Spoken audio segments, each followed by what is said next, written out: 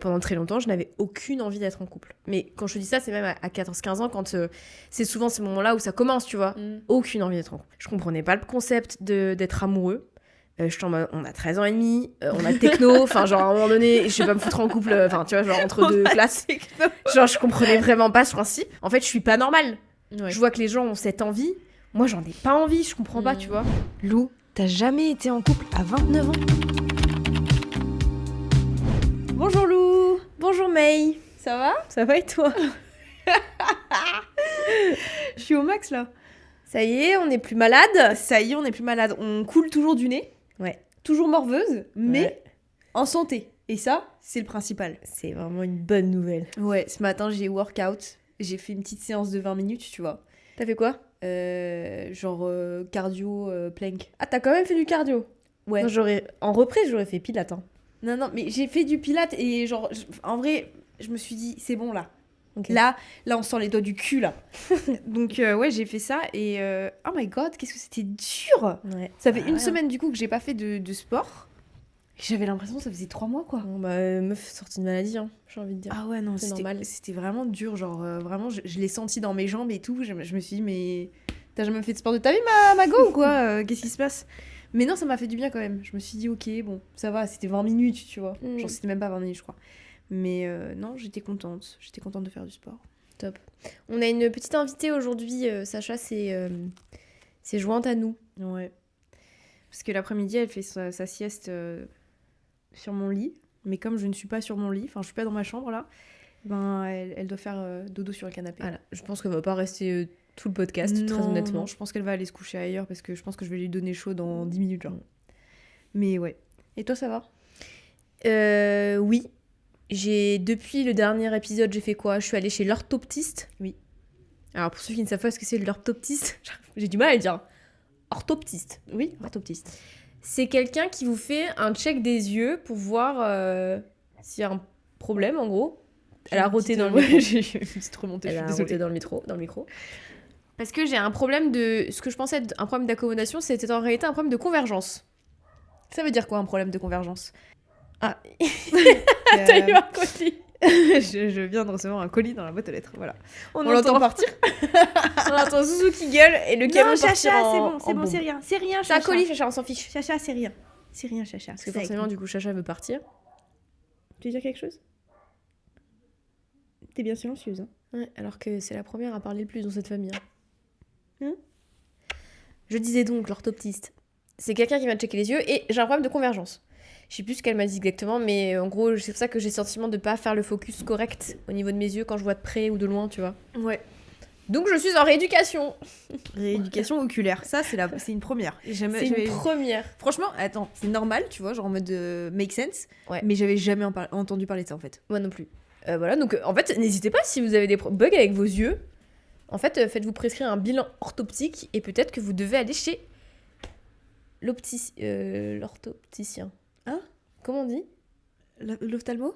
Non, celui qui fait les bilans orthoptiques. L'orthoptiste. Orthoptiste, putain, en plus je l'ai dit il y a 3 minutes.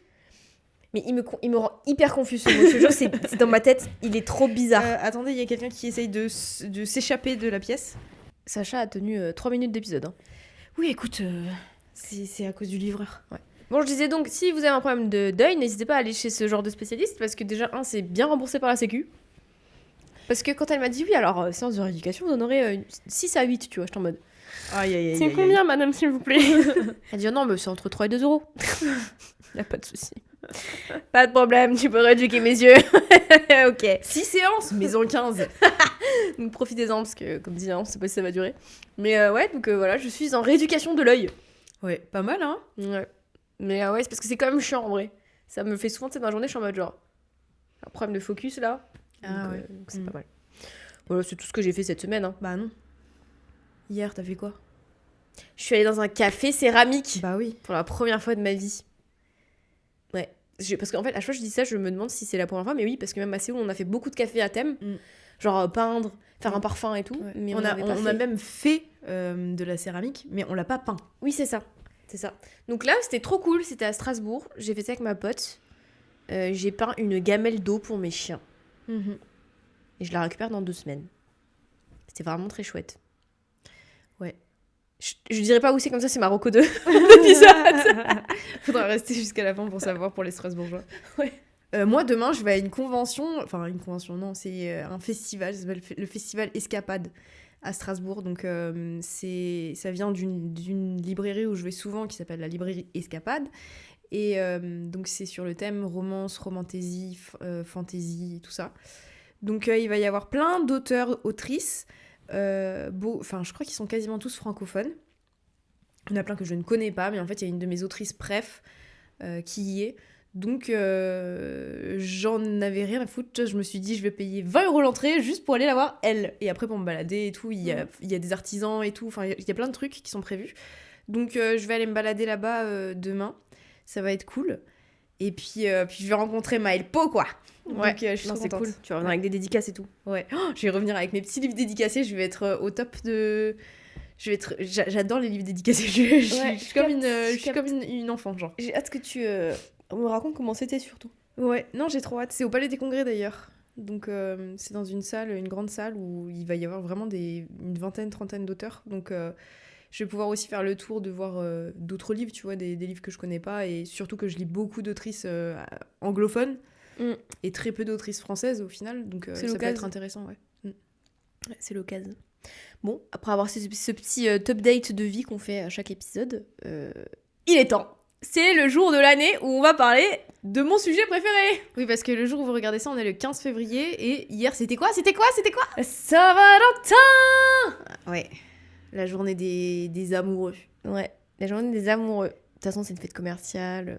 Non, on sait que c'est commercial, on le sait. Alors, comme chaque année depuis maintenant 3 ans, c'est ma 3e année, je parle du fait que je suis célibataire, célibatante. Voilà, depuis toujours. J'ai abordé la première fois ce sujet en 2024, donc. Quand j'avais 27 ans, j'avais fait une première vidéo sur notre chaîne principale qui est Mayline et Lou, que vous pouvez retrouver, je mets tout en barre de description. Comme ça, vous avez toutes les anciennes vidéos aussi, si vous voulez vous référer à ça. Parce que en 3 ans, j'ai évidemment à chaque fois un discours qui s'étoffe. S'étoffe ? Oui. Ça se dit, S'étoffe. Qui se... Ouais. En tout cas, qui change. Ouais. Pas drastiquement. Je sais pas, bref. Ouais. Il change pas drastiquement, c'est toujours l'essence même, elle reste la même. Mais voilà, j'argumente plus ou je débunk plus de choses, je suis plus confiante sur certains points, enfin bref. Donc je trouve ça trop cool chaque année de faire un peu un update. Un update de tout ça. Notamment aussi pour relancer le truc quand c'est la Saint-Valentin. Là, il y a plein de gens qui sont dans la même situation que moi, célibataires depuis toujours ou célibataires depuis très longtemps. Et je me dis que c'est toujours cool d'avoir un petit peu de représentation. Je représente majoritairement les femmes, évidemment, parce que je suis une femme. Et il n'y a pas beaucoup de mecs, enfin en tout cas c'est pas du tout mon contenu, donc je sais pas, mais qui parlent de ça, du célibat depuis toujours. Il y en a pas ou trop peu, donc je pourrais pas vous donner confiance en vous là-dessus les mecs, mais en tout cas pour les filles, si vous avez... vous aurez maintenant une figure sur laquelle vous reposez quand vous allez mal. Et que le célibat est trop dur. Non, mais je sais que j'ai eu beaucoup de messages après les premières vidéos que j'ai fait aussi de garçons, donc bon, ça concerne tout le monde, mais je parlais principalement de moi et du coup du genre féminin, je tiens quand même à le préciser, et notamment hétéro aussi, puisqu'on a toujours des discours assez hétéro. Voilà, donc cette année c'est un petit peu l'update, j'ai réécouté, je sais pas si t'as vu, mais j'ai essayé de réécouter ce qu'on avait fait l'année dernière. Ok. Pour voir déjà si ce que je disais ça faisait toujours sens avec ma personne cette année, à mes 29 ans du coup. De quoi qu'est-ce qu'on avait abordé exactement ? Tu sais, genre, c'est juste de se remettre dans le bain parce que je me souvenais plus trop ce qu'on avait dit en vérité. Et je sais que j'avais reparlé un peu de ma première vidéo à mes 27 ans où là je faisais juste... en gros, je parlais du fait que j'étais célibataire, que c'était un fait dans ma vie et que... juste c'était comme ça, que j'avais pas forcément de raison particulière, c'était comme ça, et que ça me saoulait d'ailleurs que je faisais partie de ce genre de personnes qui avaient forcément rien à raconter en termes d'histoire d'amour, de flirt, de tout ce que tu veux, et que c'était difficile parfois en soirée ou quand t'étais en regroupement social, que les gens abordent ce sujet et que toi tu peux pas en fait rentrer dedans à parce 100%, que t'es pas concerné en fait. Donc j'avais beaucoup débunké ce truc-là dans ma première vidéo et de me dire que c'était comme ça, c'était la vie, et que les gens aussi qui avaient cette tendance à dire la fameuse phrase tu rencontreras quelqu'un quand tu t'y attendras le moins. Bref, c'est une phrase qui sont inaudibles quand t'es célibataire depuis toujours et que ça te casse les couilles en fait, littéralement. Donc j'avais vraiment débloqué ce truc-là. Et de se dire à la fin, bah voilà, je suis célibataire et c'est pas grave. Genre, moi, je m'en fous. Au fond, je m'en fiche, tu vois. Donc ça, c'était la première vidéo. Et la seconde vidéo qu'on a fait, du coup, l'an dernier, toi et moi, l'épisode, on a un peu abordé plein de sujets autour de celibat. On avait à parler, évidemment, de la pression qui augmentait avec l'âge. Parce que c'est vrai que moi, ce qui m'interroge le plus, c'est que plus je m'approche de la trentaine, je suis à 1 an près, plus je me dis, bah, la vision des gens va encore changer. Parce que quand j'ai 25 ans, que tu sois célibataire depuis toujours, tu peux trouver ça étrange, mais ça passe. Tu dis, elle a 25 ans, elle est encore jeune, tu vois. C'est horrible ce que je vais dire, mais c'est un peu les gens comme ça, ils voient le truc. Ouais. Sauf que quand je vais arriver à 30, peut-être 35, je sais pas, tu vois, jusqu'à où ça peut aller, pour ma personne, en tout cas, comment les gens vont percevoir ma situation. Moi, j'espère que j'aurai toujours cette même confiance en moi de me dire, bon, bah, je suis célibataire. Bah, en vrai, déjà, est-ce que juste l'âge de... Le bail d'avoir 30 ans, ça te stresse ou pas ? En vrai, non. Pour mon cas de célibat, non. En plus, comme je suis businesswoman, je me dis, c'est un peu stylé d'écrire, de faire une vidéo en mode j'ai 30 ans, j'ai jamais été en couple. Tu sais, dans ma tête, je suis en mode ça fait du content quand même, tu vois. Donc je le vois d'une vision un peu créatrice de contenu en mode c'est stylé.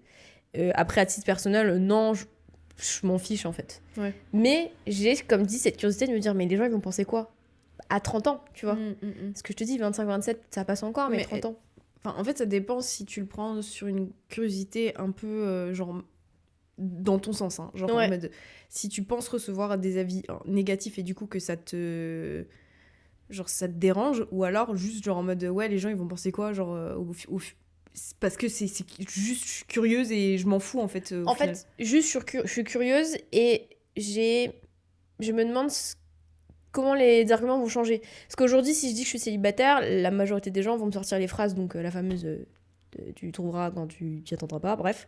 Il y a ça, il y a en mode encore, ils me disent oui, mais c'est bien, reste célibataire, c'est mieux. Non, mais moi, si j'avais plus de célibataire, je serais restée célibataire. Enfin, genre de phrase que j'entends H24, tu vois. Ça, je l'entends encore aujourd'hui, mais je pense que passé 30 ans, on va peut-être me dire autre chose. Ouais, tu vois. Parce que je vieillis. Ouais.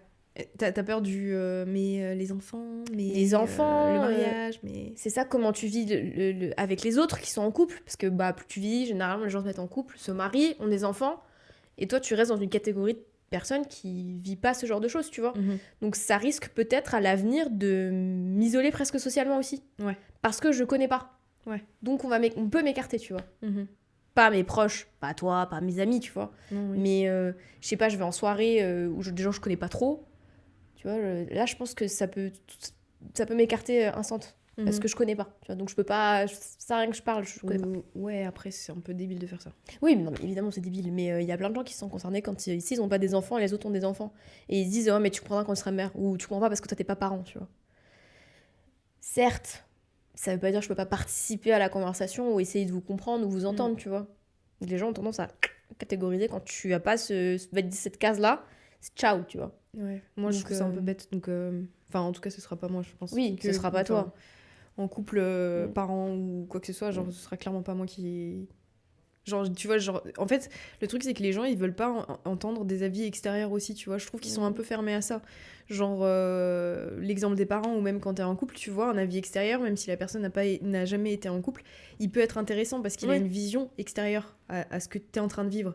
Donc, c'est important aussi d'avoir ce côté-là de la chose, tu vois. Donc, en fait, genre, isoler socialement quelqu'un juste parce que bah, t'as pas vécu, donc tu sais pas, donc tu peux pas donner ton avis, tu vois. Je trouve que c'est hyper catégorique, enfin genre je trouve ça hyper bête en fait. Ouais, non mais c'est une réalité, tu vois, là, j'ai déjà entendu plusieurs parents, tu vois, qui isolent les gens parce que bah tu peux pas comprendre, t'as pas d'enfant, tu vois. Oui, c'est un autre sujet, mais le parent de l'or, tu vois, genre j'ai vraiment beaucoup de mal. Le jour où, si un jour, bah, moi j'ai pas pris d'avoir d'enfant, mais peut-être toi, enfin en tout cas... On verra, tu vois, ce que...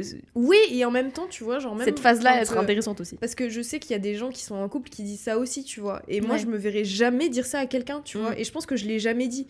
Alors, je peux peut-être me tromper, peut-être que je l'ai dit à un moment, tu vois. Mais globalement, tu vois, là, dans moi de maintenant, jamais ça me viendrait à l'idée de dire à quelqu'un, non, mais t'es pas en couple, en fait. Genre, de quoi tu parles, tu vois. Bah, parce que moi, j'ai déjà eu ces genres de remarques en mode... Typiquement, quand j'avais fait on avait sorti un podcast où je disais que moi, j'ai pas envie que mon mec, il dorme tout nu dans mon lit, en gros, tu vois. Et j'avais eu une discussion avec une pote à moi qui m'a dit, mais meuf, quand tu seras en couple, t'auras pas le choix, tu vois. Mais on a toujours le choix. Tu vois, et je suis en mode, bah, en fait, je suis pas d'accord avec toi, déjà. Et tu sais, c'est en mode, mais tu verras, quand on sera en couple, c'est pas comme ça, tu vois. C'est pas comme tu veux, en fait. Je suis en mode, mais je comprends pas, ça a l'air d'être si terrible d'être en couple. Enfin, Après, là, j'ai pris un exemple tout con pour que vous compreniez, hein, bien sûr, il dort à poil ou pas, bon, c'est un autre débat, mais genre, c'est juste pour comprendre qu'il y a des gens qui aiment trop dire, mais c'est intégré en eux, c'est même pas une volonté de te nuire ou mal intentionné, c'est en mode, tu verras quand on sera en couple, tu vois. Tu t'inquiètes. Ouais, mais moi ça m'énerve parce que ça, en fait, tu vois, ça part du principe que parce que tu n'as pas vécu quelque chose, t'as aucune connaissance sur le sujet, tu vois. Genre, au bout d'un moment, je pense que si tu vis globalement avec des gens qui autour de toi sont en couple constamment, tu vois, ou qui vivent des situationships ou que sais-je, forcément il y a des trucs qui rentrent dans ta tête, tu vois, t'as pas zéro connaissance sur le sujet. Non, c'est clair. Donc en fait, qu'on vienne te dire non, mais toi tu peux pas comprendre parce que. Mais en fait, juste, j'ai des attentes, j'ai des envies quand je serai en couple et genre ça va pas changer, tu vois. Donc c'est pas parce que j'aurai plus de connaissances sur le sujet que je m'y connaîtrai mieux que, en fait, certains de mes points de vue vont changer, tu vois. Genre, il y a des choses qui changent quand t'es en couple, oui. Ah ouais, bien sûr, et t'apprends plein de choses, et oui, bien sûr. Genre, c'est vraiment une expérience, tu vois. Mais dire à quelqu'un d'autre, genre en mode, oui, mais c'est pas comme ça quand t'es en couple. Ouais.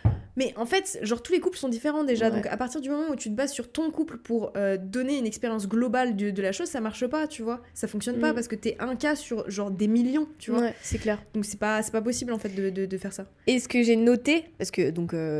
les gens n'ont jamais été en couple, j'observe beaucoup autour de moi et j'ai quand même des gens qui sont en couple autour de moi, qui ont des situationships, etc. Et les gens qui sortent ce genre de phrases, souvent c'est pour cacher un problème dans leur couple. Ouais. En mode pas pour se déculpabiliser, mais c'est pour justifier le fait qu'en fait ils sont en souffrance avec ça, tu vois. Ouais. Et qu'en fait, mais ça fait partie du couple, donc il faut souffrir, c'est normal. Genre en mode j'accepte parce que de toute façon j'ai pas le choix. Voilà, c'est parce que c'est un couple en fait, on est un couple, donc il faut souffrir. Non, il y a personne qui t'oblige. Vraiment, tu vois. Genre, c'est pas obligatoire. Il y a des phases de crise et on peut pas tout s'entendre partout, genre, je l'entends. Ouais, bien sûr. Mais ça, en l'occurrence, t'es pas obligé de le subir parce que t'es en couple, en fait. Ça justifie pas le truc, tu vois. Ouais. Et ça, vraiment, pour le coup, moi, je l'avais déjà dit dans l'ancien épisode, mais les gens en couple m'ont appris beaucoup sur déjà le couple en soi, même si je le vis pas, mais aussi à mon célibat, à rester célibataire. Parce que je me suis dit, en fait, moi, je suis pas prête à accepter certaines choses que mes proches ou des amis un peu plus lointains qui sont en couple vivent, tu vois, en relation. Je peux pas, en fait, c'est pas possible. Je vous vois dans un inconfort. Pourquoi je vais vivre ce truc, tu vois ? Ouais. Ça semble inconfortable, votre situation, là. Donc, je comprends pas pourquoi vous subissez ce truc-là, tu vois. Ouais. Genre, vraiment. Et il faut se rendre compte... à quel point en fait la société elle est fondée sur le couple, sur la romance, à quel point c'est ancré et qu'il faut passer par ce stade-là, par ce statut-là d'être en couple. Et c'est pour ça que les gens se mettent beaucoup en relation parce que ça fait partie du chemin, tu vois. Alors qu'il y en a beaucoup qui sont faits pour pas être en couple en fait, ne devraient pas être en couple, vraiment. Ou juste l'être de temps en temps. Tu vois, c'est pas nécessaire d'être tout le temps en couple ou tu vois d'enchaîner les relations amoureuses. Bon, après il y a des gens qui tombent amoureux très vite, donc c'est un autre débat. Mais il y a beaucoup de gens qui se mettent en couple parce qu'il faut se mettre en couple, tu vois. Ouais. C'est pas nécessaire. Je suis d'accord. C'est vraiment pas nécessaire. Je pense qu'aujourd'hui, dans l'évolution de notre monde, en tout cas dans notre société en France, je parle parce que je peux pas parler pour tous les pays évidemment, mais je pense que le couple n'est pas foncièrement nécessaire. Tu vois, il est nécessaire parce qu'il nourrit le capitalisme et c'est des sujets qui sont abordés dans des livres sociologiques, etc. Je vous invite à lire Post-romantique de Aline Laurent-Mayer qui en discute. On sait, voilà, le couple est aussi nourri par le capitalisme, etc., etc. Mais en vrai, c'est pas nécessaire. C'est pratique d'être en couple dans notre société, mais c'est pas nécessaire. On n'est plus obligé. Nous, en plus, en tant que femmes, parce qu'il y a des femmes qui se sont battues, qui se battent encore, pour qu'on ait notre indépendance, pour qu'on n'ait plus besoin de demander à notre mari d'ouvrir un compte bancaire, qu'on n'ait plus besoin de demander à notre mari de faire ci, de faire ça, on peut être célibataire, tu vois. Ouais.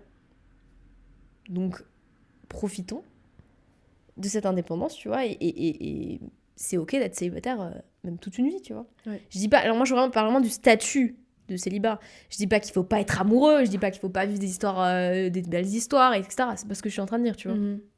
Mais de voir le couple comme quelque chose de nécessaire, tu vois, je suis pas d'accord. Oui, et puis j'ai l'impression que le couple, tu vois, c'est en fait ça a des codes. Genre, tu dois vivre ensemble, au bout d'un moment, tu dois te marier, au bout d'un moment, genre, tu dois faire un achat peut-être, au bout d'un moment. Ensuite, t'as des gosses et tout ça, machin et tout. Alors que c'est vrai que, genre, ça me rappelle un reportage que j'ai vu, genre, il y a je sais pas combien d'années, tu vois, où c'était genre un couple qui était marié, hein, mais ils vivaient dans genre 2 appartements différents parce qu'en fait, ils aimaient trop avoir leur indépendance. Mais du coup, ça les faisait pas s'aimer moins, mais juste, ils vivaient séparément, tu vois. On n'y a jamais pensé, et c'est pour ça qu'ils sont dans un reportage, parce que c'est hyper chelou du point de vue de la société, de se dire en fait pourquoi vous vivez séparément, tu vois. Mais pourquoi on pourrait pas en fait, qui nous l'interdit, tu vois. Genre il y a plein de trucs comme ça où on se fie trop aux autres et à ce qu'on voit, et du coup tout ce qui nous semble un peu hors de ces cases nous semble étrange. Mais c'est vrai qu'une relation amoureuse, ça peut être vécu de n'importe quelle façon, tu vois. Genre, dont la mienne, en fait, que je vis depuis 8 ans à distance. Il y a personne qui... Enfin, si, il y a des gens qui me disent, mais au bout d'un moment, vous allez changer votre statut ou vous allez vivre ensemble et tout. Et en fait, à partir du moment où ça vous correspond et où ça vous va, en fait, la façon dont vous vivez votre couple ou votre situation amoureuse, qu'est-ce qu'on en a à foutre, tu vois. C'est ça, ouais. Et je pense qu'on est encore trop dans ces cases-là de il faut faire ci, comme ça, machin. Et du coup, je pense qu'on se ferme beaucoup de portes par rapport à ça, tu vois. Mais c'est super dur, je pense, que dans la mentalité des gens, et je comprends, parce que des fois, c'est tellement difficile de se déconstruire sur certains trucs. Genre vraiment, quand t'es né là-dedans, quand t'es entouré de que de ça, quand la société parle de ça, quand c'est fondement depuis des décennies, tu vois, c'est dur de se déconstruire, tu vois, vraiment. Bien sûr. Donc je comprends qu'il y en a qui sont en mode mais jamais de la vie. Puis après t'as le droit de pas vouloir. Hein. Ah oui, non mais genre vraiment, évidemment, clairement, ceux qui nous écoutent qui sont en mode genre non, moi je veux faire ça, genre vous faites ce que vous voulez. Ouais, vraiment. Mais c'est vrai. En fait c'est ça le but, tu vois. C'est genre en mode faites ce que vous voulez, mais ça, dans un sens comme dans l'autre, tu vois. Exactement. En fait c'est vraiment de déconstruire ce schéma. Et moi je sais que ça a été difficile dans le fait d'assumer le fait d'être célibataire, etc. et de gagner, enfin d'avoir confiance en moi là-dessus pour en parler ouvertement. Parce qu'en fait, ça m'a demandé de déconstruire tellement de choses. Tu vois, genre de me dire, déjà, t'es célibataire depuis toujours. C'est normal, parce qu'il n'y a pas de normalité, en fait. C'est pas parce que toi, t'as jamais rien vécu que c'est bizarre. Tu vis pas les mêmes choses que les autres vivent. C'est OK. Enfin, tu sais, tout déconstruire, genre, te dire, genre, OK, il y a une pote, elle va se marier. Une autre pote qui s'est fait demander en fiançailles. Et tu sais, là, t'es là, genre, OK, donc moi, non, mais c'est pas grave, tu sais. Toujours essayer de déconstruire au max pour te dire ok non t'as ta vie, t'as ta façon de voir les choses et si quelqu'un un jour te correspond tant mieux, c'est cool, et sinon en fait on s'en fiche, c'est pas un impératif dans ta vie, tu vois. Et parfois c'est plus dur de travailler là-dessus, des fois ça coule de source, genre en ce moment ça va couler de source, tu vois, et par exemple souvent en fin d'année quand il fait froid et que c'est les fêtes de famille tout ça, t'es là genre putain mais pourquoi j'y arrive pas, tu vois. Pourquoi j'y ai pas droit, tu vois. Donc dans ce moment c'est un peu plus compliqué. Et pareil, tu redéconstruis le truc, tu machin, t'en discutes autour de toi et tout. Donc je sais à quel point parfois ça peut être compliqué d'affronter sa propre situation amoureuse, tu vois, notamment célibataire. Mais ça fait partie du décor maintenant, tu vois. Et plus on en parle, plus nous là on en parle, plus ça va se démocratiser et ça va permettre aux gens d'être plus à l'aise avec ça, tu vois. Filles comme garçons, j'ose espérer. Parce que c'est vrai que quand on est une femme et qu'on est célibataire, alors pareil, à 30 ans là, ça va. J'en parle à 50, il y aura d'autres discours, ok. Bien sûr. Donc là, je parle en tant que moi à 29 ans. C'est encore acceptable. Il y en a qui, malheureusement, ils trouvent de la valeur ajoutée au fait que je sois célibataire parce que les masculins adorent les filles pures, célibataires, qui n'ont rien vécu parce qu'ils ont un ego surdimensionné. Ou alors, c'est dans l'autre sens. Et en fait, oui, mais t'as eu combien d'histoires d'un soir, tu vois. Et je le dis gentiment, hein, c'est pas comme ça qu'ils le disent. Hein. Parce qu'en fait, j'en ai déjà donc discuté sur les réseaux et régulièrement, ce que j'ai comme commentaire des masculins, c'est... ouais, t'as toujours été célibataire, mais combien de mecs tu t'es tapé ? Non. Genre, en fait, ça m'énerve parce que j'en ai déjà parlé aussi l'an dernier. Eux font une projection sur moi. Donc, ils estiment que, parce que je suis jolie à leurs yeux, en tout cas, eux, ils se seraient tapés la terre entière. Tu vois ? Bah non, en fait. Non, il y a des gens... Et même si c'était le cas, en fait, oui, c'est bien quoi sûr. ton problème ? Bien sûr. L'un comme l'autre, tu vois, en fait. Genre, j'ai pas à me justifier auprès de vous. Ok, et j'ai rien à prouver auprès des hommes notamment. Donc ça peut être ça, je sais que ça me saoule pour le coup, parce qu'à la fois de dire que je suis célibataire, que j'avais eu une mec, ça nourrit les masculins d'un sens ou d'un autre. Soit je suis une grosse pute, soit je suis une meuf parfaite à marier, tu vois. Donc c'est un truc, ça me Ça m'énerve. Donc bon, c'est un truc. Mais je sais que par contre, pour les hommes, dire que t'es célibataire, je sais pas, à 32, on va dire 29, eux, c'est un autre problème. Déjà, ils vont eux-mêmes s'auto-flageller de ouf. Ouais. Ils vont dire, ouais, moi, je... Tu sais, ils sont hyper... Ouais, ça les rend profondément tristes. Alors que moi, je parle à des célibataires meufs, la majorité sont en mode genre, ça fait un peu chier, tu vois, genre j'ai rien vécu et tout, mais voilà, j'ai d'autres trucs à faire, je le vis correctement, tu vois. Un mec qui s'auto-flagelle beaucoup, et surtout, pour eux, c'est notre faute s'ils sont célibataires. Ouais. Moi, en fait, moi, je parle à moi en tant que célibataire, c'est pas la faute des mecs si je suis célibataire. Hein. Alors, c'est la faute d'un tout un système, parfois, tu vois. Parce que moi, mon célibat, c'est devenu un choix maintenant, parce que j'ai pas envie de me mettre en couple avec n'importe qui, et machin, etc. Bref, c'est presque un choix maintenant à mon âge. C'est carrément un choix, en fait. Mais aussi un effet de vie. Et je sais pourquoi je suis célibataire, parce qu'il y a tout ce système patriarcal qui, moi, me saoule. Donc forcément, c'est plus difficile en vieillissant d'accepter certains trucs par rapport aux garçons, tu vois. Mais je sais que les mecs, ils vont pas remettre en question un système qui subissent aussi. Bah non. Tu vois, parce que le patriarcat, vous le subissez aussi, en fait, les garçons. Faut se le mettre dans le crâne, tu vois. Non, ils vont souvent dire que c'est la faute des femmes qui sont vénales, qui ont besoin d'hommes avec des abdos et des choses comme ça. Je sais pas ce que vous avez avec le physique, les mecs, hein, mais vous avez un problème. En fait, je pense que les mecs, ils sont plus concernés par le physique que les femmes, sincèrement. Ah oui. Parce que, je vais le dire, hein, mais je suis désolée, le nombre de couples que je vois où genre les meufs, c'est des pains de fou. Je suis désolée, mais les mecs ne valent pas ce que les meufs... Physiquement, je parle complètement physiquement. Hein. Donc ça veut dire que les meufs ne se basent pas à 100% sur le physique, et je pense que les mecs se basent beaucoup plus sur le physique que ils sont beaucoup plus physiques. Ouais, ils sont beaucoup plus superficiels là-dessus que nous. Ouais. Voilà. Et je sais que vous voudrez pas... Enfin, non, ils vont écouter, hein. Je sais que vous voudrez pas entendre ça. Mais c'est pas grave. De toute façon, moi, j'ai des choses, vous les entendez ou pas, mais c'est un fait. Ouais. C'est un fait. Ouais, vraiment. Parce que la société nous a appris à être plus dans les émotions, dans comprendre les gens, la curiosité. Donc nous, on va chercher ça, tu vois. Je sais pas que c'est une bonne chose non plus, hein. C'est juste que on cherche ça. Les mecs, c'est physique. Oui, et en plus, le pire, c'est qu'ils pensent que nos standards, c'est vraiment ça. Un mec d'1m80, alors ça revient tout le temps. Ouais, mètre 80, 1m80, avec de l'argent. Ouais, c'est ça, mais à quelle heure? Déjà, tu les trouves où, tes mecs musclés avec de l'argent? Parce que dans la grande France, c'est un Macron. Excuse-moi, mais il y a personne qui a de la thune, là. Donc arrêtez. Ou alors, s'il a de la thune, il a pas d'abdos. Hein. Je suis désolée, mais ça va pas ensemble. Hein. Genre vraiment, vous en connaissez beaucoup des mecs avec des abdos et des musclés? Je pense vraiment qu'ils pensent aux gens qui habitent à Miami, tu vois. Je sais pas, mais genre, vraiment, c'est les clichés des Américains, genre. Eux, ils veulent pécho des mecs, mais pécho... Allez vous embrasser, laissez-nous tranquille. Ouais, vraiment. Va chercher ton mec de 1m80 avec des abdos. C'est clair. Franchement, vas-y. Laissez-nous tranquille, en fait. Je te jure. C'est un truc de fou. Mais ça, c'est pareil, parce que on a sorti un extrait... je fais une sortie de route. On a sorti un extrait d'un podcast qu'on a sorti là il y a pas longtemps sur TikTok où on dit c'est un 10 mais il dit pas tous les hommes. Et il y a un mec il a écrit putain les masculins qu'on s'est tapé dans les commentaires c'est hilarant.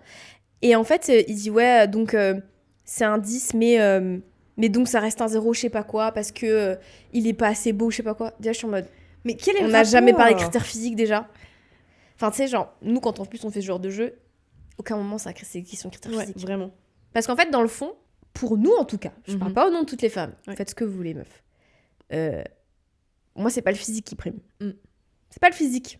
C'est pas sa tête, c'est pas son visage, tu vois. Ça va être autre chose. Ouais. J'avoue, les vêtements. Tu pourrais dire à la limite superficielle niveau des vêtements. J'avoue, j'aime bien les mecs un peu stylés, vestimentairement parlant. Mais c'est tout, tu vois. Et il y a plein de femmes qui sont comme ça. Ouais. Mais c'est pas encore audible auprès des hommes. Peu importe. C'est votre dos, les mecs. Ça, c'est votre bagage célibataire. Débrouillez-vous avec. Moi, je fais chez les meufs. Débrouillez-vous avec ça.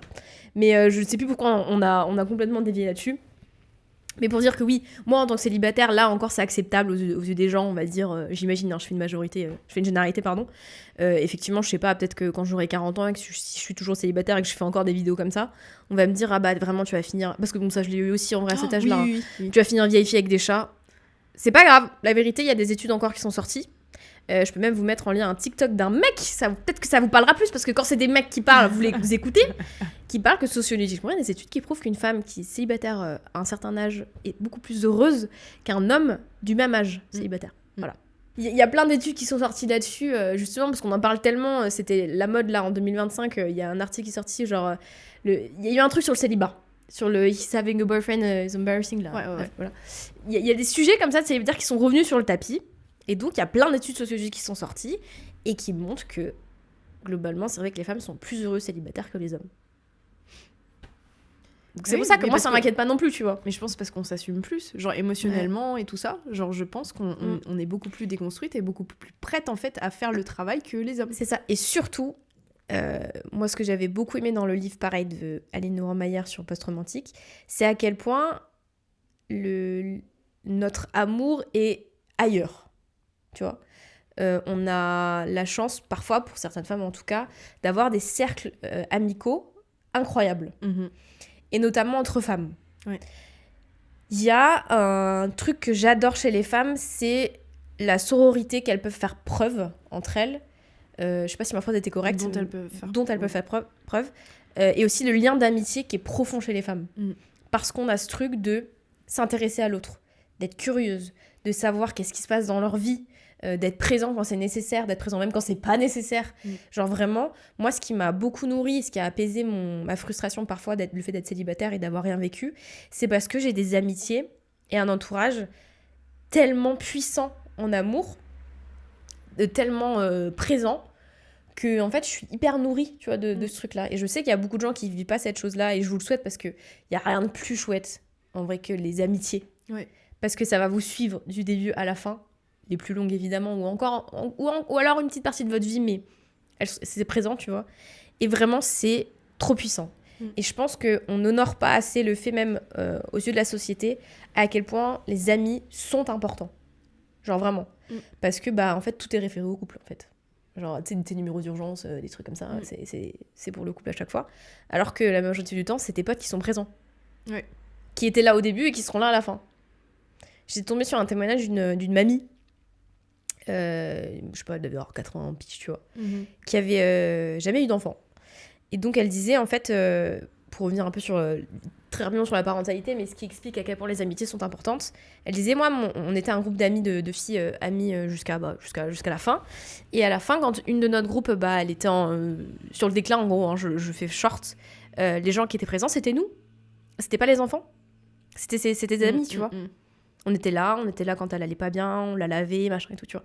Donc c'est ça que ça montre à quel point, en fait, les amis, c'est trop présent et c'est trop important.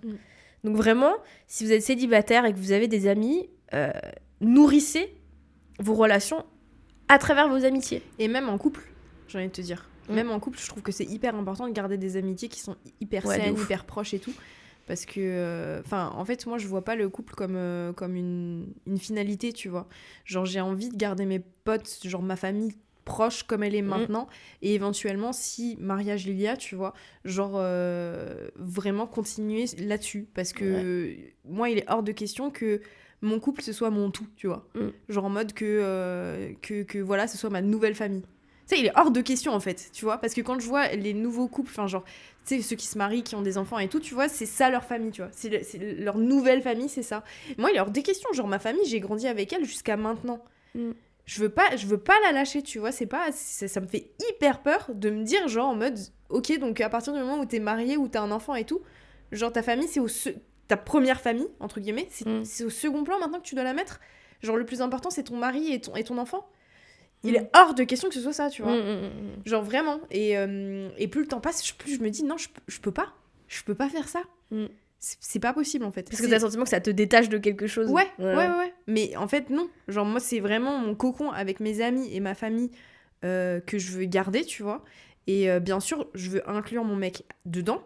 Mais il est hors de question qu'on en sorte si un jour on décide de finaliser le couple, tu vois, quelque part. Tu vois. Hors de question. Ça, c'est soit t'acceptes le tout, soit t'acceptes le package, mais jamais tu me sors de là, tu vois. Genre, c'est hors de question. Ouais, je capte. Et ce sera pareil pour lui, tu vois. Pareil pour ses potes et tout ça. Moi, je veux absolument pas le détacher de ça. Je sais qu'il est pas hyper famille comme moi, je le suis. Mais je sais que sa famille, c'est ses potes.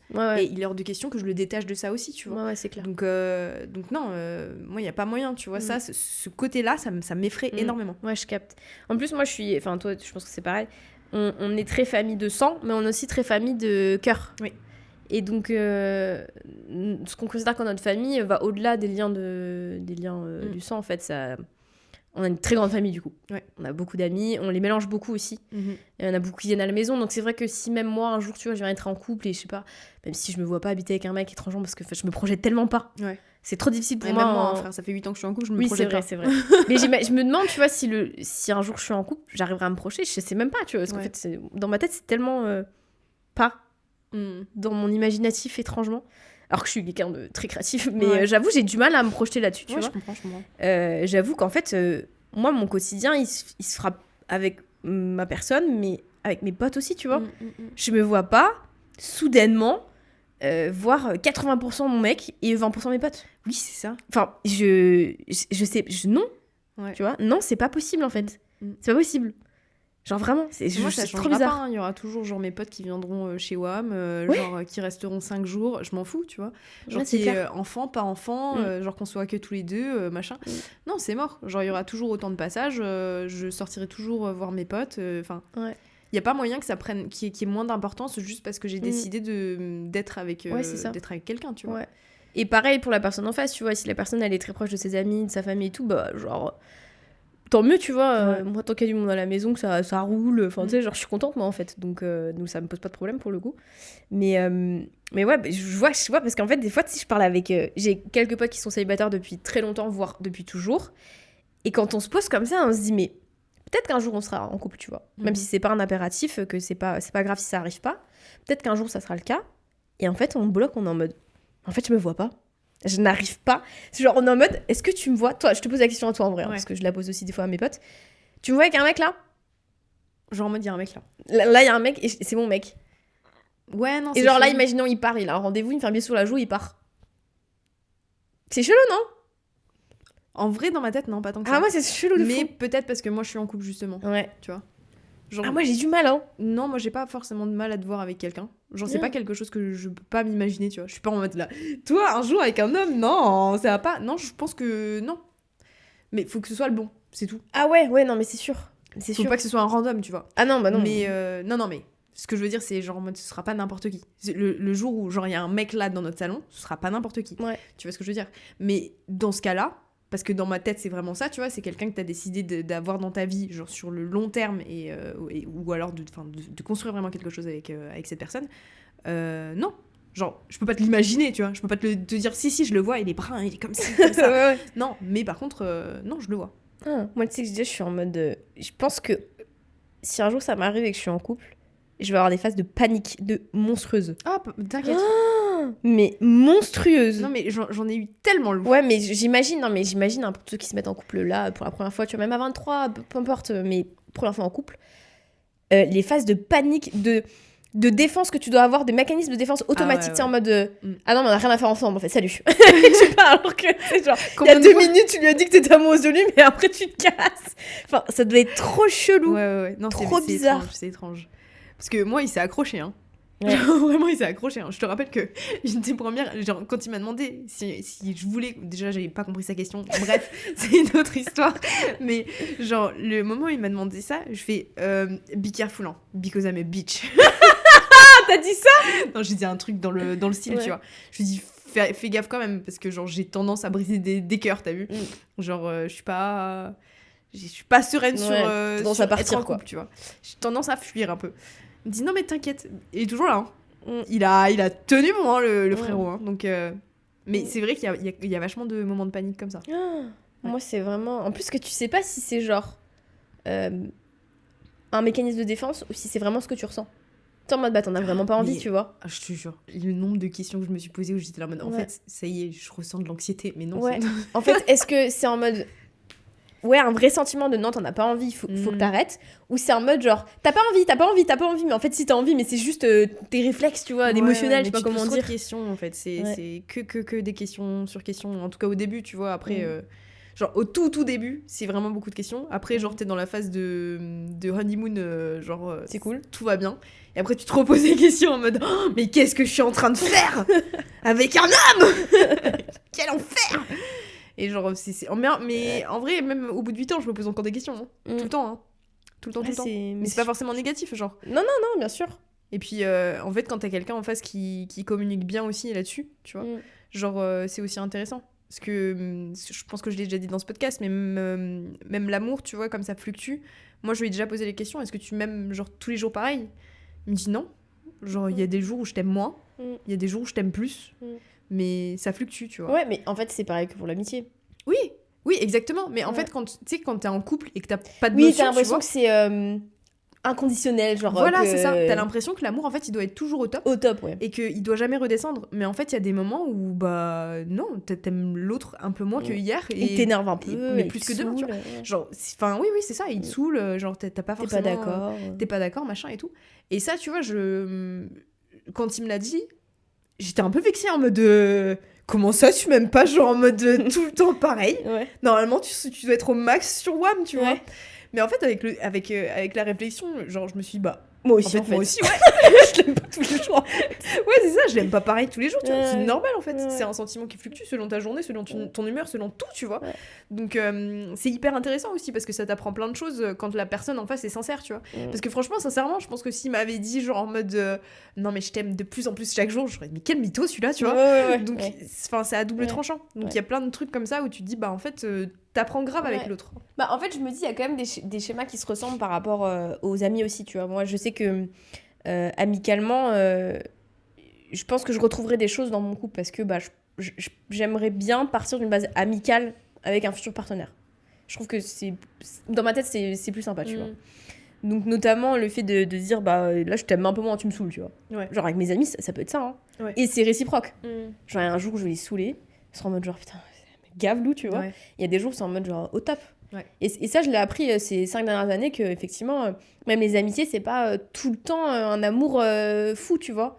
C'est parfois on se saoule, parfois on n'est pas d'accord, parfois on se remet en question, parfois on s'embrouille, on se fait la tête, tu vois. Et en fait, on continue ensemble parce qu'en fait, on nourrit quand même cet amour amical encore, tu vois. Et on grandit ensemble, on apprend plein de trucs, bref. Mais juste, on couche pas ensemble, quoi. Grosso modo, c'est ça qui fait la différence. Et encore, il y en a qui couchent ensemble même en temps amis, bon, bref, c'est un autre débat. Faites ce que vous voulez. Mais moi, en tout cas, je couche pas avec mes potes. Mais ouais, je sais que j'ai quand même appris beaucoup de choses. Et c'est pour ça, tu vois, aussi, pareil, je fais un tout petit rebond, que mon célibat m'inquiète pas parce que, en me disant genre, ah, mais j'ai rien vécu, j'ai rien appris, machin, mille chouette. Parce qu'en fait, mes amitiés m'apprennent beaucoup aussi.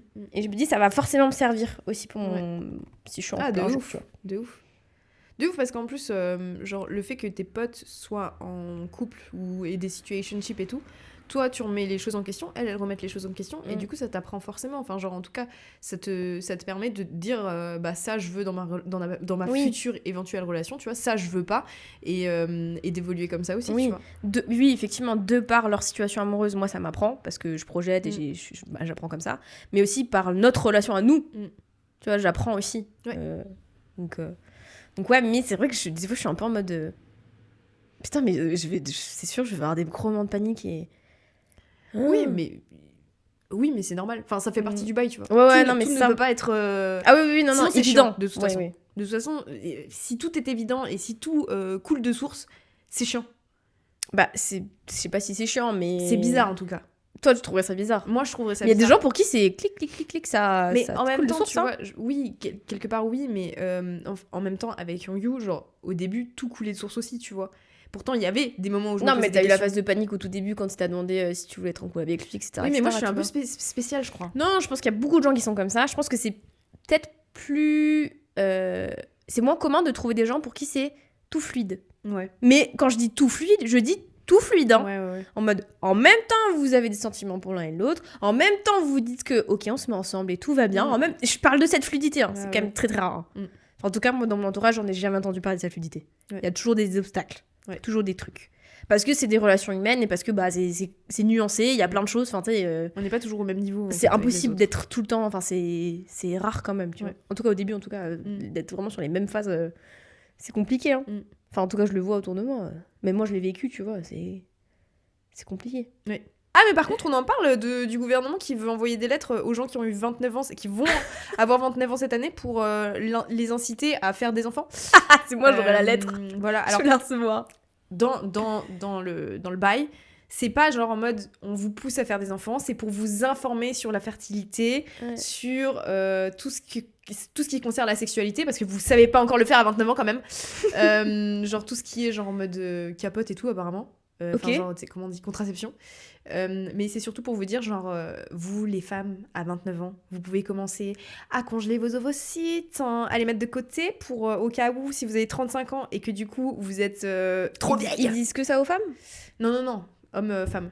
Ils disent de congeler aussi le... Non, mais en fait, je sais pas comment va se faire le document, tu vois. Parce que le sperme d'un mec à 60 ans, il est pas aussi performant que le sperme d'un mec à 20 ans. Hein, Moi, j'en sais rien du côté des mecs. Je sais pas. Mais en tout cas, c'est vraiment tous les gens... Ça concerne les hommes et les femmes de 29 ans cette année qui vont recevoir ce truc sur la fertilité. Après, je sais pas à 100% ce qu'il va contenir, ce truc. Hein. C'était genre, t'es tombé sur une info sur TF1, je sais pas quoi. Ouais, c'est ça. Écoutez, si j'ai le courrier... Je vous tiens au courant. Ouais, on en reparlera. On en reparlera à ce moment-là, parce que comme j'ai eu 29 ans, je devrais le recevoir. Qu'est-ce qu'on va faire avec mes ovocytes ? C'est trop bizarre. C'est trop bizarre. Tu sais que je me suis encore dit, si là je tombe enceinte, je me sentirais comme une adolescente. Teen mom, voilà. Ouais, vraiment, je suis en mode... Oh, je peux pas avoir un gosse maintenant. Non, mais moi pareil. C'est trop tôt. Moi pareil, hein. Frère, je suis sur l'année de mes 33 ans. 20. Que dis-je ? De mes 20 ans. Non, sur l'année de mes 33 ans. Et je me dis, mais... Je me suis posé la question encore... je me pose souvent la question en ce moment. Mais en fait, ce qui me fait le plus peur, c'est pas d'avoir l'enfant, c'est d'être enceinte. C'est toujours le truc d'avant, moi, qui me fait peur. Genre, t'es là en mode... T'es en train de faire un enfant à l'intérieur de Watt. Ouais. Et tu dois le sortir. Ouais. Trop bizarre. Hors de question. Le concept, il est tellement fou, en fait, quand tu y penses. Non, mais c'est une dinguerie, tu vois. Et en plus, forcément, les influx que je suis depuis que j'ai, genre, je sais pas, 20 ans, tu vois. Elles ont le même âge que moi, elles commencent à avoir des gosses. Je fais, mais vous faites des dingueries, là, les filles. Là, vous avez dit à vos parents ou pas ? Est-ce qu'ils sont au courant ? Genre, non, vraiment, c'est horrible, quoi. Je me dis, mais est-ce que c'est pas mieux de faire un déni de grossesse, au final ? T'es pas au courant, t'accouches direct. Non, ouais, je pense pas. Comme ça... Un mal pour un bien, t'es là. Tu crois que t'as mal au bide, en fait, t'as accouché un enfant, ça tombe bien, je voulais en faire un. Pratique. Voilà. Ça n'est jamais arrivé, je pense, en mode genre, ok, pratique, j'en voulais un. Comme ça, j'ai pas à subir les 9 mois, c'est bon. Ça aussi, c'est trop fou, les dénis de grossesse, par contre. C'est une dinguerie. Incroyable. Alors, par contre, ce que je viens de dire, c'est vraiment, c'était pour rire, vraiment, parce que, il y a plein de trucs que ça implique par après, genre trauma, tout ça. Oui, bien sûr. Bien sûr, c'est une grosse blague, hein. Me prenez pas au sérieux là-dessus, hein. Je le souhaite à personne. Mais c'est vrai que le déni de grossesse, c'est une folie. Fait, le corps humain, il est incroyable. Ouais. Je me dis, c'est tellement de la magie pour moi parce que. Ouais, non, c'est comment ça, t'as un enfant qui grandit dans ton ventre pendant 9 mois et il n'y a aucune différence. Comment l'enfant évolue ? Il est en planche, ton gosse. Je comprends pas. Il est derrière tes côtes comme ça, il se cache. Je trouve que c'est une folie furieuse que ton corps il arrive à dissimuler ça. Ouais.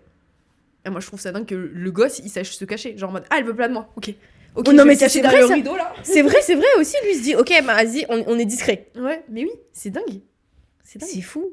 Ouais, c'est fou. Enfin, alors là, on a fait une sortie de route incroyable, mais tu sais, des fois, j'ai ce truc de me dire, les dînes grossesse, c'est une folie. Déjà, les dînes grossesse, mais enfin, même la grossesse en général, c'est une dinguerie. La grossesse, c'est une dinguerie, mais... T'es là, tu fais un autre être. Mais regardez-moi bien, ça va pas ou quoi ? Tu fais un autre être humain, c'est normal ça même ? C'est normal. Ouais, c'est bizarre, c'est petit, ça devient tout grand. Mais oui, et après, ça fait des podcasts et tout, genre, c'est trop bizarre. C'est trop chelou. Non, c'est trop étrange, je suis désolée. Non, je suis d'accord. Oh là là, t'es là, tu sors un truc qui est vivant, genre. Trop bizarre. Ah non, c'est trop étrange. Pour moi, le concept de faire des enfants, c'est bon, en tout cas, les podcasts sur la parentalité, je peux vous dire que c'est pas tout de suite. Hein. Ah non, ça va. Peut-être jamais. On verra. Hein. Non, c'est trop bizarre. Mais ouais.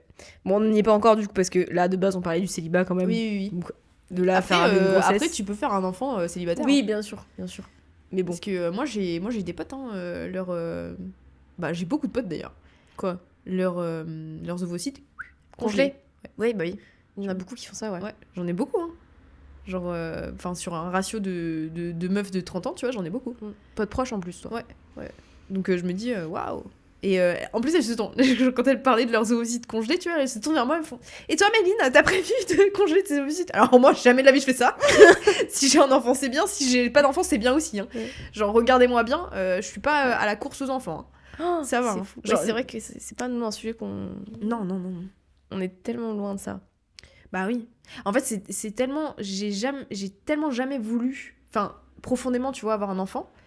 Alors que j'avais des copines, genre à 8 ans, qui me disaient que le but de leur vie, tu vois, déjà à ce moment-là, c'était d'avoir une grande famille et de faire beaucoup d'enfants, tu vois. Et moi, déjà à 8 ans, j'étais en mode, mais pourquoi faire, tu vois. Et en fait, je me dis profondément, tu vois, c'est des envies qui viennent de loin. C'est pas un truc qui se déclenche, tu vois, parce qu'on me dit souvent, genre, ça va tu vas avoir. Je pense que ça dépend je pense que ça dépend de beaucoup de choses, tu vois, de beaucoup de personnes. Moi, personnellement, ça m'a pas fait le déclic en mode, ça y est, je veux un enfant. Ou alors ça va venir plus tard, j'en sais rien, tu vois.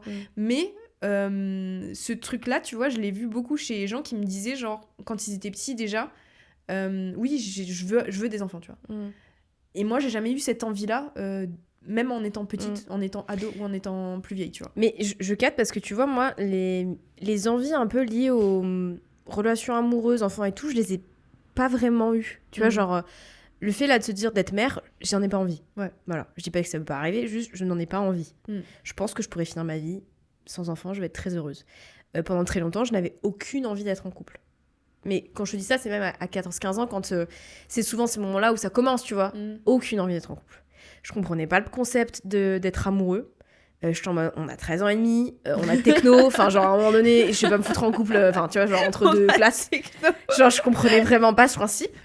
Je voyais les couples et tout, je disais mais c'est lunaire, enfin c'est n'importe quoi. J'avais 13 ans, hein. En grandissant pareil, lycée, t'as les hormones qui commencent à te travailler, mais t'as pas une envie d'être en couple. Enfin tu sais, j'étais en mode mais en fait je suis pas normale. Ouais. Je vois que les gens ont cette envie, moi j'en ai pas envie, je comprends pas, tu vois. Et en fait en grandissant, j'ai toujours pas l'envie d'être en couple. C'est pas ça que j'ai envie. J'ai envie de voir ce que les autres vivent, tu vois, ce qui est pas pareil. Par contre, j'aimerais bien, toujours par l'impératif, tomber amoureuse. Ce qui est pas la même chose, tu vois. Bon, j'avoue que si je suis amoureuse, j'ai quand même ce truc de me dire j'aimerais bien être en couple avec la personne, le long terme, etc. C'est ma vision des choses. C'est libre après à vous de faire comme vous voulez, une fois que vous êtes amoureux ou pas. Voilà, donc moi c'est un peu ce principe-là. Mais c'est vrai que je suis détachée un peu de tout ça. Tu sais, l'envie d'être en couple absolument, l'envie d'avoir des enfants, je suis en mode non, je vous comprends pas en fait, tu vois. Ouais. Genre, et très rapidement, je me suis dit, mais en fait, j'ai un problème en fait avec ça. Pour moi, je suis en mode, je comprends pas pourquoi vous avez besoin d'être en couple. C'est vraiment des questions un peu cons, mais c'est vrai que je me les suis posées. Ouais. Pourquoi vous faites ça ? Pourquoi ? Bah, en fait, en tout cas pour mon cas, tu vois, genre j'ai pas l'impression d'être en couple. Enfin, c'est trop chelou ce que je vais dire, mais j'ai pas l'impression d'être en couple parce que c'est genre juste, tu sais, un de mes meilleurs potes. Genre on est là, bon, on couche ensemble, tu vois. Du coup, voilà, du coup, on est un peu en couple, tu vois. Mais je veux dire, juste je passe des bons moments avec lui, donc je reste avec lui. Tu vois ce que je veux dire, c'est pas genre en mode on s'est mis en couple parce qu'on avait globalement envie d'être ensemble, enfin en tout cas de mon côté, c'était pas vraiment genre en mode oui j'ai vraiment envie d'être avec cette personne, genre en mode de me lier à cette personne et de me montrer sur Facebook qu'on est en couple, tu vois, relation en couple. Non, ça je m'en fous, genre c'est juste vas-y je passe des bons moments avec toi, vas-y on continue, tu vois, on voit jusqu'à où ça va.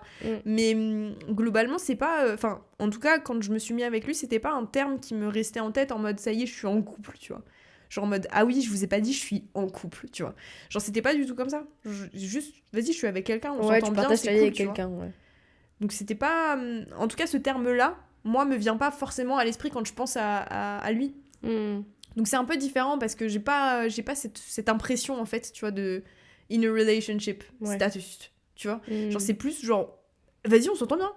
On s'entend bien, c'est cool. Bon des fois c'est un peu ardos mais c'est la vie quoi. Et vas-y, on continue, on verra. C'est plus ce truc là, tu vois. Genre et puis même avant lui, je me suis jamais dit il faut absolument que je sois en couple, vas-y pourquoi je suis pas en couple, tu vois. Genre quand je me mettais avec quelqu'un plus ou moins, tu vois, ou même en situationship, genre j'étais pas en mode ouais vas-y faut absolument que je sois en couple avec cette personne, juste vas-y viens on voit si ça fonctionne ou pas et si on continue ou pas, tu vois, de se voir. Ouais c'est ça. Donc j'ai un peu une vision biaisée là-dessus parce que je sais pas, le terme en couple me correspond pas forcément, je pense. Mais en plus toi et moi quand on pense la même chose, c'est compliqué tu vois de débattre là-dessus parce que ce serait intéressant du coup, d'avoir des gens en face qui disent bah moi être en couple c'était nécessaire parce que oui. Après, être amoureux, je comprends que ça doit être cool et tout, ça c'est encore différent, mais... Oui, après, on met de côté, genre, il y a être en couple et être amoureux, genre... Enfin, pour moi, c'est deux trucs différents, tu vois. Genre, tu peux être en couple et amoureux, c'est pas ce que je dis, mais genre, tomber amoureux, tu vois, et se mettre en couple, c'est quand même différent. Mais c'est pour ça que quand je dis ça, quand je dis je comprends pas les gens qui veulent être en couple, c'est vraiment genre... le statut, Ouais. tu vois. Parce que moi, je comprends les gens qui sont amoureux et qui se mettent ensemble. Et c'est comme ça que moi, je vois le couple, en fait. Genre, je tombe amoureux de quelqu'un, on se dit, ouais, bah, en fait, viens, on fait un morceau de vie ensemble, on voit, tu vois, on teste, partenaire de vie, tout ce que tu veux, et après, on voit jusqu'où ça va, tu vois. Je le vois comme ça. C'est pour ça que je pense que c'est plus compliqué aujourd'hui pour moi de trouver ce truc-là. Déjà parce que je vieillis, et en fait, quand tu vis, tu rencontres moins de gens aussi. Ou alors les gens sont posés déjà. Donc compliqué, tu vois. Et t'as moins le time, je pense, de consacrer à ça. Je sais pas trop ce qui expliquerait pourquoi quand tu vis, c'est plus difficile. Mais donc forcément, le jour où je suis en couple, ça peut mettre encore 10 ans, 5 ans, ça peut arriver demain, mais je suis moins propice en tout cas à rencontrer l'amour à mon âge, quoi, j'ai l'impression. Quand même, malgré tout. Ouais. Parce que déjà, on travaille à deux, il n'y a pas de collègues, donc l'histoire du bureau, t'oublies. Je sors pas en boîte. Bon, alors, il y a des gens qui se rencontrent en boîte, il y en a, mais c'est pas mon dos, ça, c'est pas mon cas. Ça me fait penser, j'étais hyper d'accord avec ce nana qui disait en fait, moi je peux pas juste embrasser un mec comme ça, c'est pas possible. Ouais. Et je suis en mode, ouais, moi non plus. Et elle dit, parce qu'en fait, si j'embrasse un mec, si je suis arrivée à ce stade où je peux te pécho, c'est que je peux aller plus loin avec toi, tu vois. C'est que intimement, ça a créé quelque chose de supérieur. Et en fait, je les rejoins de fou. Je dis pas que c'est une vérité, encore une fois, et que c'est pas, faut pas faire comme ça, vérité, toi, c'est mon truc. Mais en fait, si je te pécho, c'est que j'y vois plus. Ouais. C'est pas juste je te pécho et je rentre chez moi et je regarde la télé, tu vois. Genre, je suis en mode non, j'ai pas d'intérêt à faire ça. Quand je suis allée en boîte il y a très longtemps maintenant, en 2024, en fin 2024, j'ai fait une super soirée dans une boîte avec mes potes. Et mais on est toutes là, on fait nos vies et tout. Bref, on avait un peu bu, alors que je bois pas d'habitude, mais dans le feu de l'action, j'ai un peu bu, tu vois. Et en fait, je suis là, je danse toute seule, machin. Et j'ai Alexia à ma droite qui danse, c'est trop drôle. Elle dansait comme une meuf comme ça, là, c'est trop drôle. Et il y a deux mecs qui viennent me parler et tout, mais des jeunes, tu vois, genre des jeunes, moi j'avais 27 ou 28, et eux ils en avaient genre 23, tu vois. Ouais. Alors, certes, on est dans la vingtaine, mais il y a un gap quand même entre 27. Ouais. Et on parle vite fait, tu vois, et j'ai trouvé cool et tout. Bref, ça semblait réciproque en tout cas, enfin c'était réciproque. Et à un moment, bref, il y en a un qui part et je capte pas parce que je suis tellement dans mon truc, tu sais, je suis en mode, je m'en fous en fait. Ouais. Et là, il essaie de me pécho en fait, et je suis en mode. Et vraiment, j'ai regardé comme ça, et j'étais en mode... Qu'est-ce qu'il vient de... Mais pourquoi faire ? J'ai vraiment regardé en mode... pourquoi faire ? Et après, il est parti, tu vois. Et il est juste parti comme ça ? Ah oui, il est parti. Il est parti, et j'ai retrouvé son pote plus tard, et j'ai dit à son pote, ton pote est parti, il a essayé de me pécho. Et il a fait, ah d'abord. Il a bégayé, il est parti, je fais, bon, allez, c'est pas... Moi, j'étais comme ça, tu sais, genre, je dansais et tout.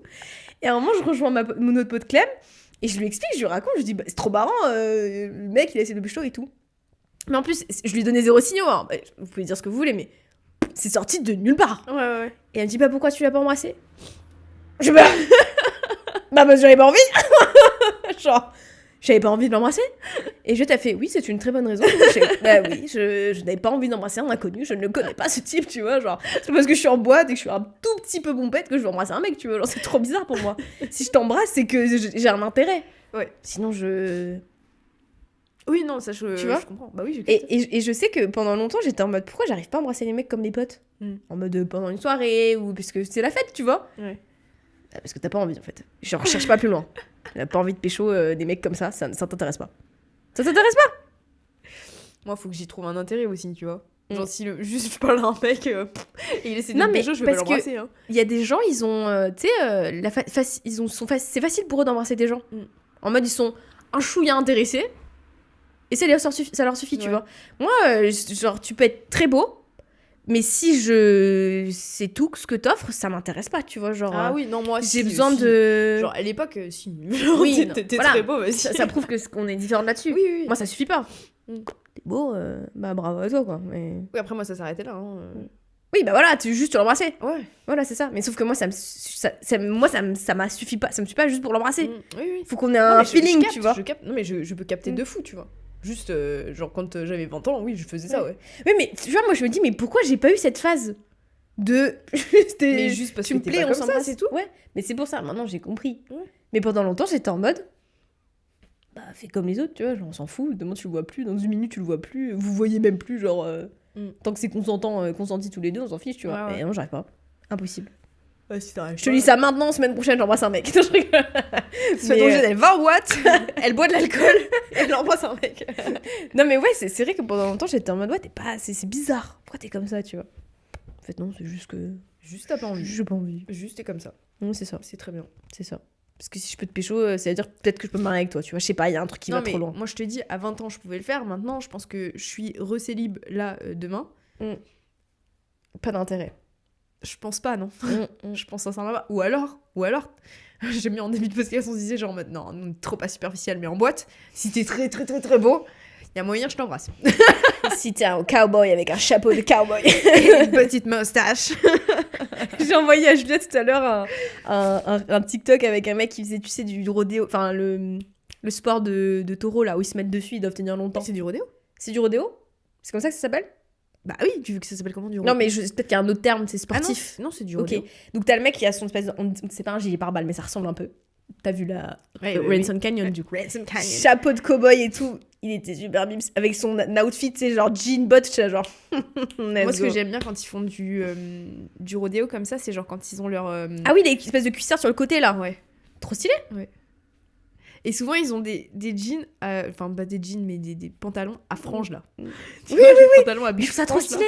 Après, je me dis, nah, il va Trump, c'est sûr. Donc, c'est horrible, tu vois. Donc, c'est un moins 15. Mais sur le moment, je suis en mode, ah, ça give quand même. Ouais, ça give de ouf. J'ai un problème avec le chapeau de cow-boy, il faut le savoir. Ouais. Très stylé, un chapeau. Ouais, Couvre-chef, j'adore. Ouais, mais le truc, c'est que au Texas, il y a que des racistes. C'est chiant. Ouais, c'est ça, en fait. Tous les blancs à la ronde, ils sont racistes. C'est ça, surtout ceux qui font du rodéo. Je me dis que, à mon avis, Ah bah oui, putain, dans la campagne, dans les ranchs, laisse là, tomber. allez, laisse tomber. Hein. Donc, c'est pour C'est ça. pas là-bas qu'il faut trouver son mari. Hein. On s'envoie juste des TikTok avec Juliette et on Je y va capte. pas, on va plus loin. En tout cas, moi, ce que je veux vous dire pour tous ceux qui sont célibataires et qui m'écoutent, vous n'êtes pas normal. Vous vivez à votre rythme. Ensuite, vous pouvez être très épanoui en étant célibataire. La preuve. Parfois, moi. Parfois, c'est compliqué. Période de fin d'année, Noël, tout ça, je sais que ça peut être complexe. Mais c'est pas grave. C'est juste une petite phase un peu relou. Et après, ça repart. Voilà. Et vous aurez plein de choses à découvrir en étant célibataire. Aussi certainement en couple. Mais en tout cas, en tant que célibataire, il y a plein de choses à découvrir.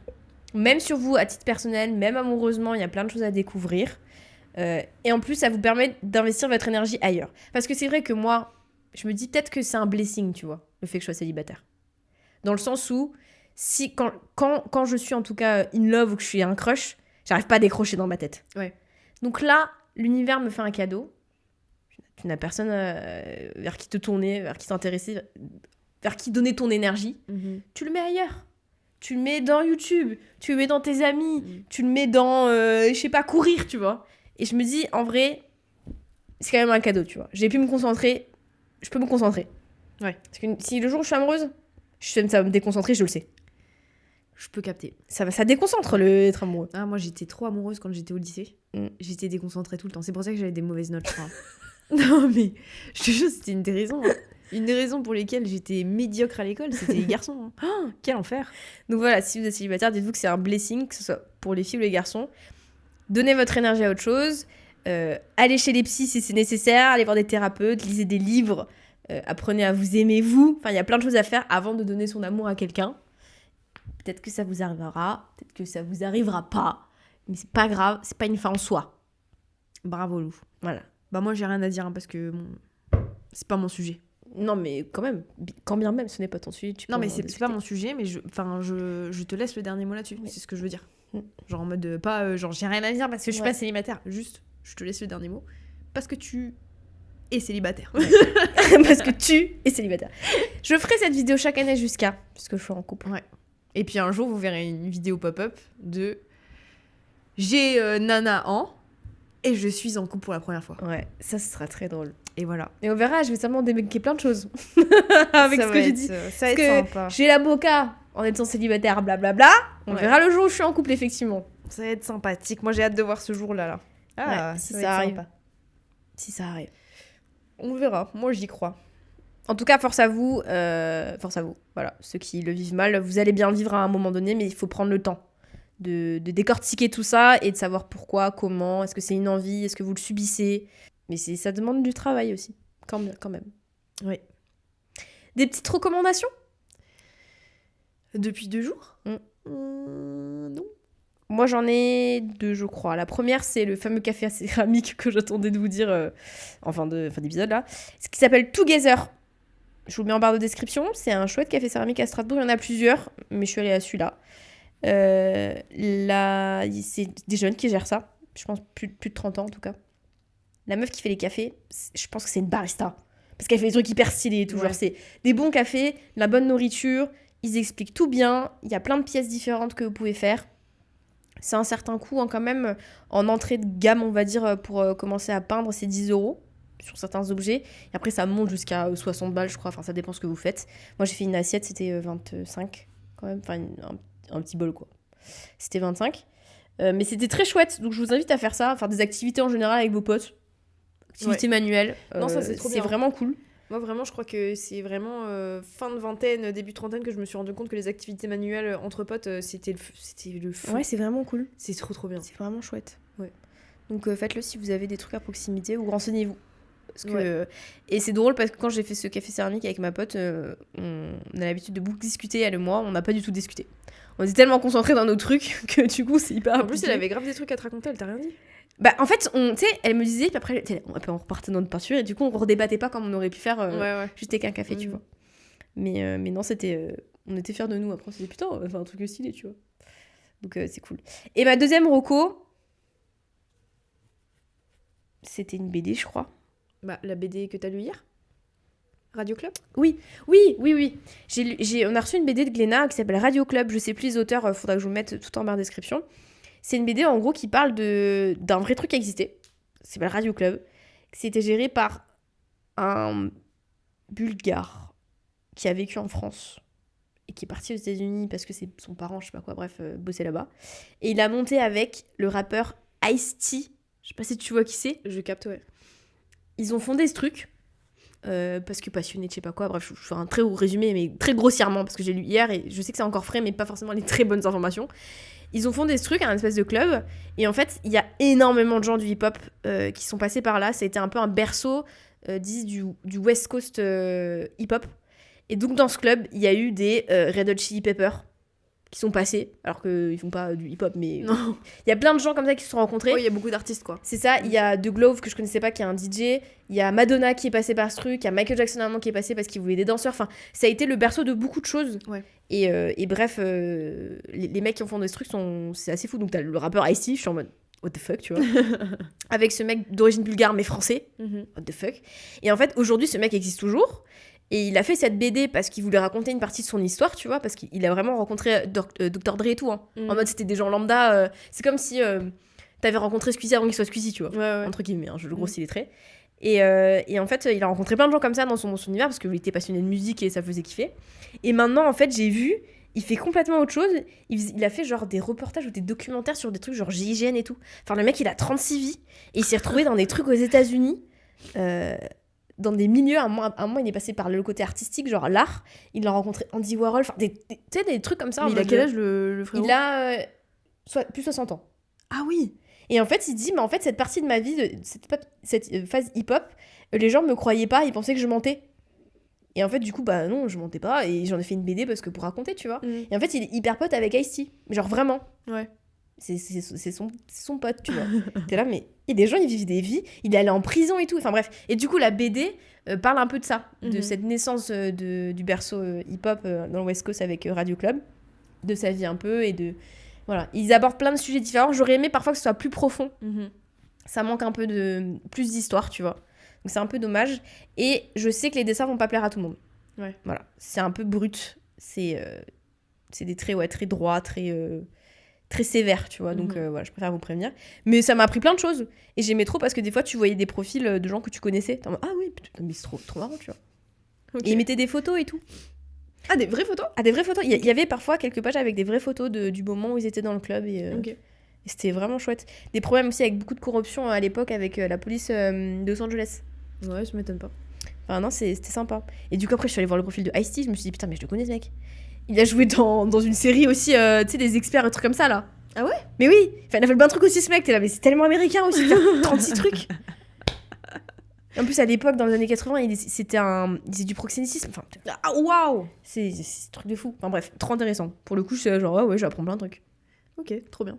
Voilà. Donc, Ouais, moi en 2 jours, je vous avoue que j'ai pas fait grand chose. Hein. J'ai continué mon livre de 700 pages et mon tricot là, et c'est tout ce que j'ai fait. Hein. J'ai regardé juste Ransom Canyon, mais tu l'as déjà reco. Ouais. Je suis en train de regarder His and Hers, mais je suis pas sûre que j'ai envie que ce soit une reco. Donc voilà. Bon, bah écoutez, on va terminer là-dessus. Ouais. Merci beaucoup de nous avoir écoutés. Je sais que c'était très dense comme épisode et qu'on a parlé de beaucoup de choses. Oui. Donc j'espère que c'était pas non plus inaudible et que vous avez trouvé votre petit compte. Vous avez pioché des informations qui vous intéressaient ou pas. N'hésitez pas, hein, si vous êtes dans la situation de célibataire, à mettre en commentaire vos témoignages, parce qu'on a besoin d'autres aussi références que la mienne. Parce que je sais qu'on est beaucoup, mais manifestez-vous. Comme ça fera au fur et à mesure, ça deviendra juste un sujet banal. Ouais. Donc n'hésitez pas. Merci de nous avoir écoutés. Vous retrouverez encore une fois le Google Form concernant Dr Love en barre de description. Et merci de nous suivre de plus en plus sur les plateformes d'écoute. Abonnez-vous encore. Et puis on se retrouve la semaine prochaine avec un nouveau podcast. Et oui. Passez une bonne semaine. Oh, pardon, je t'ai coupé la parole. C'est pas grave. Passez une bonne semaine. Ciao. Ciao. Ciao. Ciao. Ciao.